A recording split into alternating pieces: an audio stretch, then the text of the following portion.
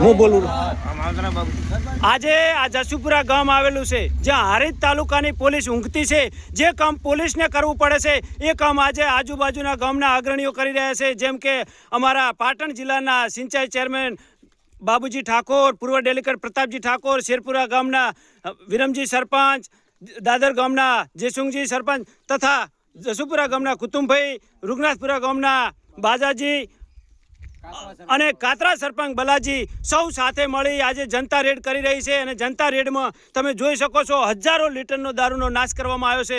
અને ભાઈએ પણ બાંયધરી આપી છે કે હવે પછી સમાજ સાથે શું આ દૂષણ કાયમને માટે હું નાબૂદ કરું છું। ત્યારે સમાજના અગ્રણીઓ સૌએ એને વધાવી લીધો છે। અને આ જોઈ શકો છો જે કામ પોલીસને કરવું પડે છે જનતા પોતાનો સમય, અગ્રણીઓ પોતાનો સમય આપીને કામ કરી રહ્યા છે। એટલે ખરેખર એક પોલીસજનક માટે શરમજનક બાબત કહેવાય। આપ જોઈ શકો છો। જય ઠાકોર સમાજ, અલ્પેશ એન ઠાકોરનો રિપોર્ટ। જય ઠાકોર સમાજ।